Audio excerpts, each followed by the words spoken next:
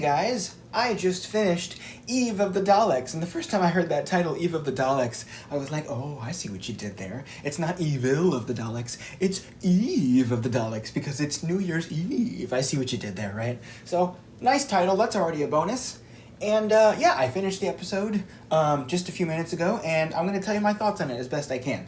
So, my thoughts on this episode overall are the same as my thoughts on a lot of other Chris Chibnall episodes that have been released since the was revealed, right, in season 12, right? My thought on this episode was, hey, this is nice, but are we not gonna talk about that other thing? Are we just not gonna address that more? Because, you know, Chibnall, he's kind of running out of episodes, and it's making me nervous. I think maybe Russell T. Davies is gonna have to fix this. You know, not fix it as in undo it. I've kind of given up hope that they're going to do that. But I mean, like, make this work, explain it. Because if no one explains this fully, if no one really does anything with this whole timeless children in flux thing, then that's just going to infuriate me, right? But I mean, the episode itself that we got today, the episode was pretty nice. In fact, I'm going to go further than that and say this episode might actually be Jodie Whittaker's best episode yet. Yes, and think about that. Think about everything we've got with the flux and the timeless children and all and with the loss of Grace, all these things that were supposed to be really emotional, big, impacty things. In this episode, I looked at it and I'm like, yeah, I totally buy that this is the doctor in this episode. The definite article, right? Because Jodie really sells it in this episode. I don't know what it is. She was just really on it this time. She's had a few. I don't know what it is with her specials. Her like holiday specials seem to be like her best performance wise. I don't know why, but yeah, I was like, this episode was great. In fact, this episode would have been great all the way through, like with no other horrible implications, if this episode would have been placed like after season 11, right? Because season 11 we had what? A bunch of standalone episodes. Standalone.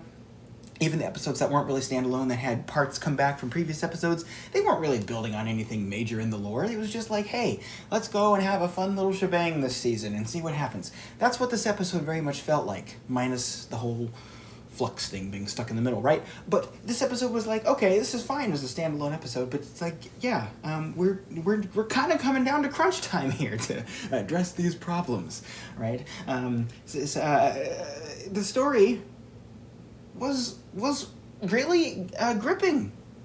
Yes, it had the classic Chibnall countdown. Okay, I know people are going to hate on it for that. They're like, oh, Chris Chibnall with his countdown. He hasn't done that in a while. I mean, I think he deserves a countdown episode. And it wasn't even a bad episode. I don't even care if it's an old trope. It's like, oh, you've done this multiple times. Okay, but was it different enough every time, and was it done well? I think it was, because having the everything reset at New Year's and getting closer and closer to New Year's, that was a really cool idea. I don't know why the hell they didn't release it on New Year's Eve and had everything happen right at that moment. You know, right, full spoilers, right when the building exploded, have like that be the moment that it's New Year's. That would have been really cool. I don't know why they didn't do that. But like it was a really intriguing idea. This is the kind of cool thing you can do with the New Year's special, right? That you can't necessarily do with a Christmas special. So good. They're using something specifically that was related to New Year's. I really like that. Now, granted, it was not made clear why midnight was the time that they had to do it before. I don't know if I missed something, but it's like, you know, and then we have till midnight. And I'm like, why do you have till midnight? I don't think that was explained. It probably was, but it was probably really fast, and I wasn't paying particularly good attention. It's not like I was doing anything else at the time. It's not like I was washing dishes and had this on in the background or something. But, like, I feel like that's the kind of thing you should maybe reiterate. But, you know, the cracks appearing in the TARDIS, it's a good callback. It's a fun thing. I did figure out what was going on before they did, but not much longer. Because it was like, okay, well, obviously, like, the doctor had the TARDIS, she did the reset on the TARDIS, and now the time is really weird happening. It's only happening in this building, so it's like, okay, obviously the TARDIS is causing it, right? And then the Daleks were there because of the flux. That was a good tie-in that they stuck in there. You know, hey, you destroyed all of us. And I'm like, oh yeah, she totally did that. You destroyed us. And so they sent the Daleks to come back and be like, exterminate. And yeah, it makes sense. It didn't need to be more complicated than that. It was about the story and the characters. That's what I love in Doctor Who, when they do that. Don't get so bogged down with the technical, don't worry so much about that. Don't sit there and spew 20 pages of technobabble when you should be focusing on the characters, when you should be focusing on their motivations and being relatable. Because that's what makes sci-fi travel feel relatable, right? When it's like, oh, this person feels this. I felt this too. That's what it would be like to be in this scenario. Not like, oh my gosh, look at the color of these wires and what the aliens do and how many belly buttons she has. And it's like, dude, I don't care about those things as much. It's cool to explore it, but like, oh my god, Flux was just like reading a textbook of nonsense. It was like just pages and pages of talking and talking and talking about technical things, and it's like, we're introducing 20 characters every minute and not getting a chance to dwell on anything. This story was like, okay, boom, we introduced the characters in the beginning, we developed them throughout the episode, we're not constantly introducing new things that we need to explain, we're just talking about the story. How do these fucking characters that we put in the story get out of this scenario? That's what Doctor Who should be like, I think. So that was great. I guess I'll talk about the characters now. I like all of them in this episode. Now, Dan didn't have much to do in this episode, but, I just kind of crapped on Flux. But, I mean, like, we did get to know Dan in Flux, because I think Dan was, like, the most relatable character in Flux, so we did get to know him. So, Flux wasn't totally bad. Like, it's not like it had no character development. But a lot of these characters, it's like, I've watched multiple episodes with them, I've heard them talk a bunch, and it's like, I don't even know them. I know Dan. I feel like, Dan is pretty easy to relate to. It's the same thing with Graham. I think Graham and Ryan were both really good characters. More so Graham, just because he seemed to have more of his personality just kind of bleed through in his performance. Anyway, so we've got these new characters now. Of course we have the Dr. Danny Yaz, and then we've got these two other characters whose names I don't remember, but I can picture them and I know them, so it's like I don't really feel bad about that. I just watched the episode, right? And they work. They do.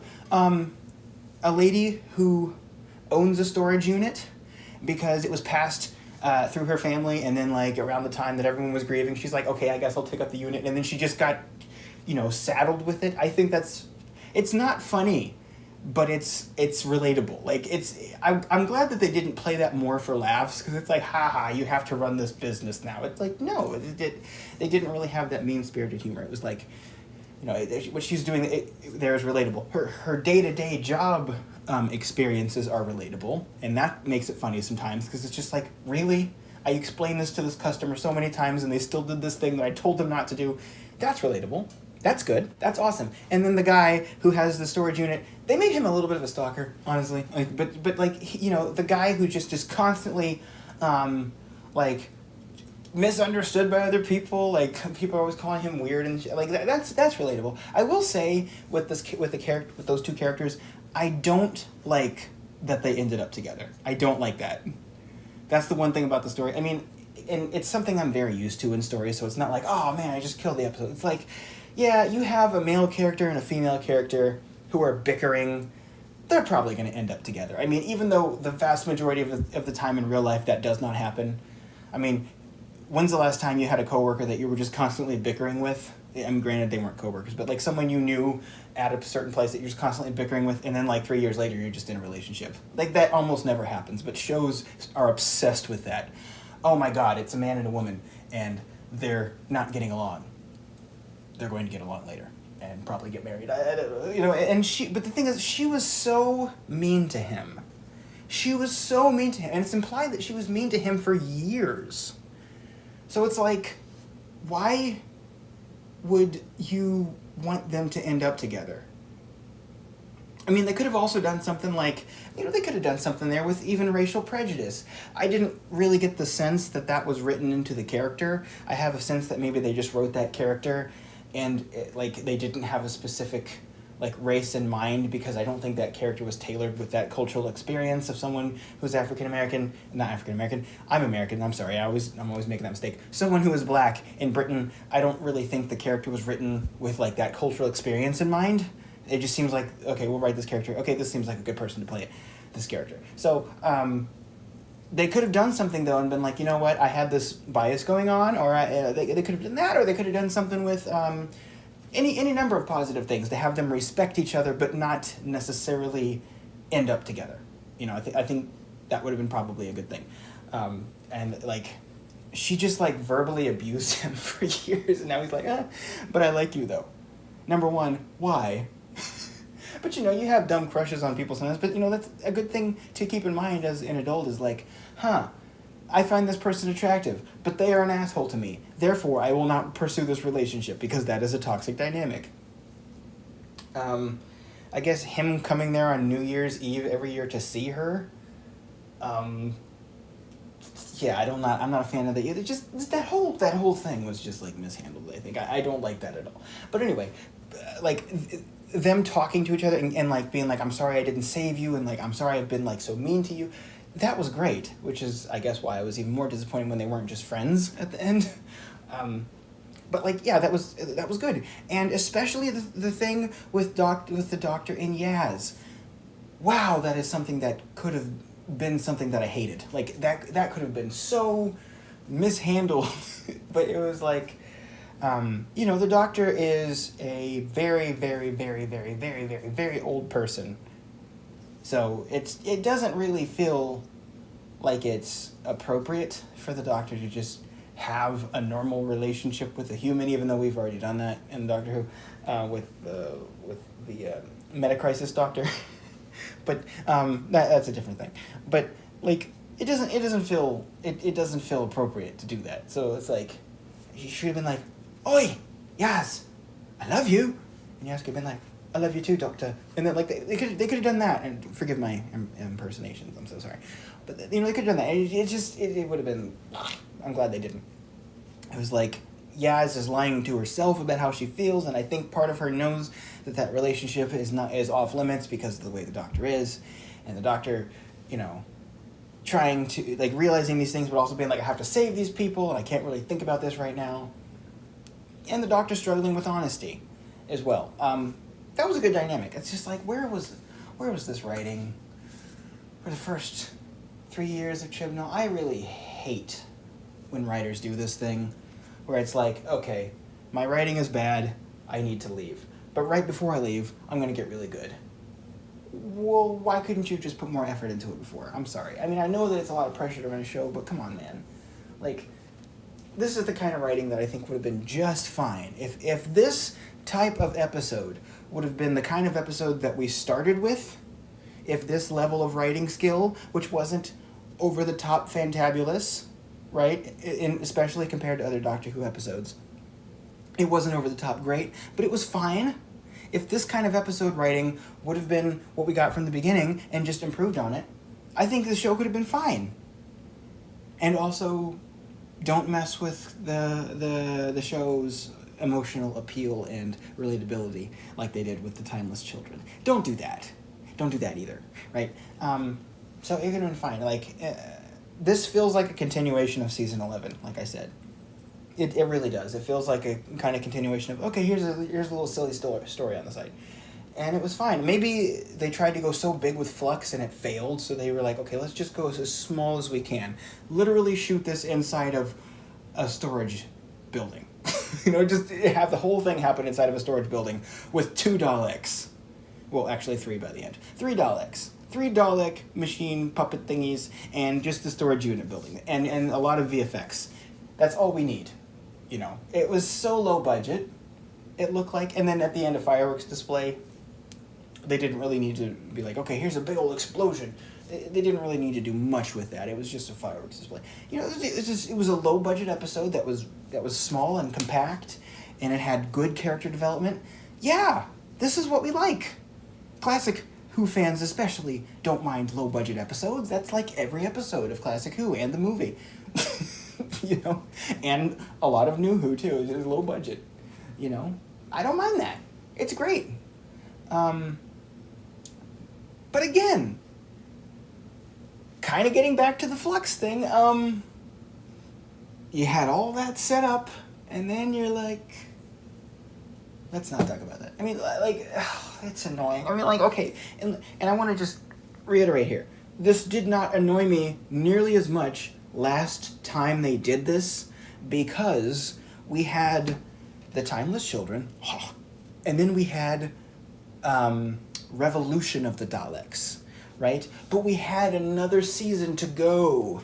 So them being like, okay, let's just ignore that and have this silly story, that was fine. And they actually did kind of address it. They addressed it as much as I think they needed to. And I was wanting to be in this mindset where I'm like, Chris Chibnall, just take me wherever you want to take me with this story. But I'm like, dude, we don't have any time left for this. Just throw everything in there. I'm so conflicted about this. I'm so conflicted because, like, I really liked this episode. It was pretty good, minus the stupid romance things. But hey, what are you gonna do, right? Everything has dumb romance in it. Everything. I really liked this episode, but at the same time, I'm like, what are you gonna do? Oh, I also have to I have to mention something really funny that has never happened to me before. I am so ready to move past this era and have Russell T. Davies start working his magic. Please don't come back to bite me that I said that. I'm so ready to have Russell T. Davies start working his magic that I temporarily forgot that we had more stuff to go before the Doctor regenerates. And I'm not kidding. In the beginning of the episode, the Doctor got shot by the Dalek, and I cheered. I was so excited. I was like, yeah, regeneration. And I was like, oh, wait, no, we got more time to go.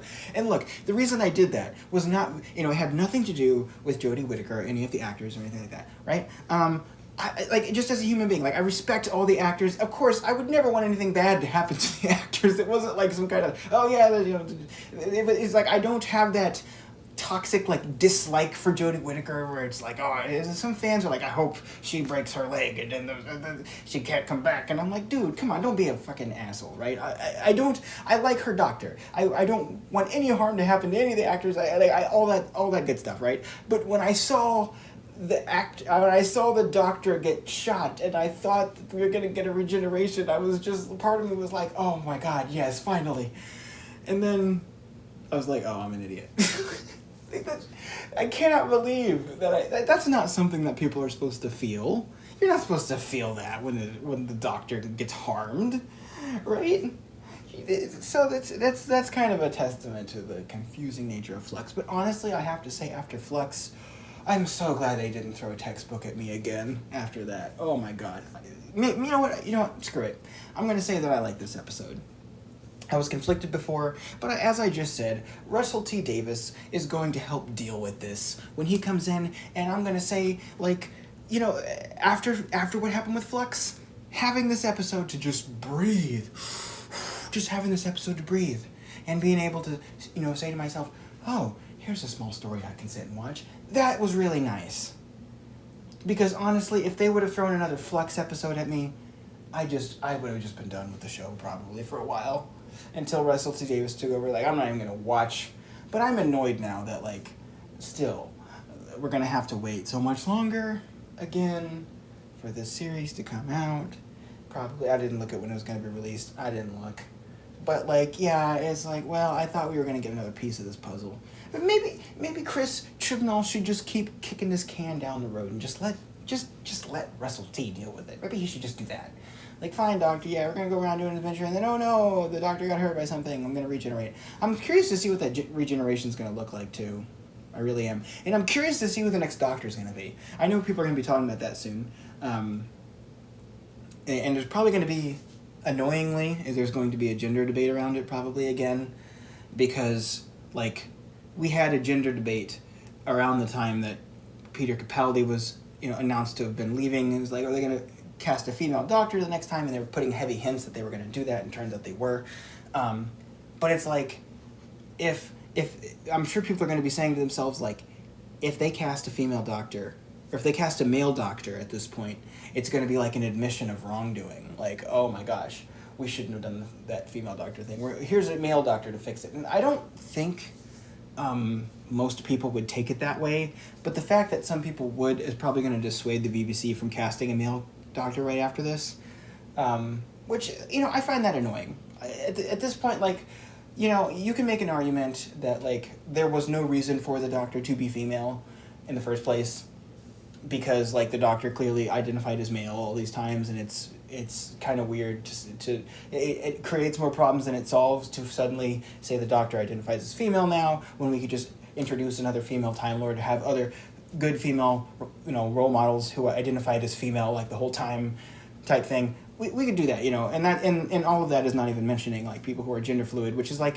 you know, those are topics that should be covered in shows like this, but, like, having the possibility of someone just completely not doing it justice and fucking it up is a real possibility. So, like, there's you know, and in the Jodie Whittaker era, they basically didn't even address why the Doctor's female now. It's like, oh, I was a white-haired Scotsman, now I'm female. Like, it was never addressed. So you could make the argument that the Doctor should not have ever been female, right? But it's too late now. Like, the Doctor, you know, it's a thing. We have cross-gender regenerations. We have a female Doctor now. And now we know that we've had more female Doctors in the past, as much as I fucking hate the Timeless Children. Plot twist, like, yeah, okay, we know that now, right? We know that we've had female Doctors in the past. It's a thing now. So, given that fact, I don't really care whether they cast a male Doctor or a female Doctor next. I really don't. I care that they cast someone who's good. Oh my god, I like Jodie Whittaker, but, like, dude, they do not write her Doctor in a way that does her justice most of the time. They did in this episode. They really did. And I wish they would have stayed with this the whole time. But, like, you know, they need to cast someone who's, like, has the attributes of the Doctor. I miss the Doctor being, like, looking like he/she. I mean, I guess it would have been, like, just he before we had, like, Joe Martin, but I think Joe Martin's Doctor has, like, those traits too. Like, the age of the Doctor. Right? The Doctor seeing very, like, worn and very aged and very, not really wise in that pretentious way, but, like, I've seen this happen so many times and I'm tired of this happening. And I'm going to stand up against it. You know, I don't really see those qualities in Jodie's Doctor. I want them to cast someone who has that. And I wish they would have cast Tilda Swinton. Why didn't they do that? They thought about it and then they didn't. You know, I actually think that, and a lot of people wouldn't like this because she's American, which, you know, Time Lords can't be American. Okay, whatever. If they would have cast Whoopi Goldberg as the Doctor, I would have liked that. Not the biggest fan of some of Whoopi Goldberg's political opinions, but that doesn't matter to me, right? If we're talking about a show like this, I would have liked to have had, like, someone like Whoopi Goldberg who could play the Doctor. I really think she could. I think she has that, like, you know, very aged thing where it's like, oh, I'm so tired of the Daleks, you know? I could see her doing that. Like, oh, these Daleks running all over the universe, you know? That wasn't a bad Whoopi Goldberg impression, if I can say that. It wasn't terrible, right? So someone like that, or I don't know. I was thinking of a male of a male actor who's American who could play the Doctor as well. You know, I was thinking about it doesn't matter. It's just I want them to cast someone who can do it. Yeah, that's the question. Those are the questions that this episode raised for me. Who's the Doctor going to be? And how's that next episode going to be? Because I'm not going to spoil what it was about, but if you haven't seen the next time trailer, but it looks like it's going to be another standalone episode. So I guess Russell T is going to handle it. Anyway, Doctor Who, Eve of the Daleks. What did you think of Eve of the Daleks? It was so interesting to me. So strange. The placement of this surprisingly good episode. I will talk to you guys next time. Thank you for watching Pac-Man Thoughts. I know I've been all over the place in this episode, but that's okay, because it's New Year's Day, and I guess that makes it okay. See you guys later. Thank you very much. Bye-bye.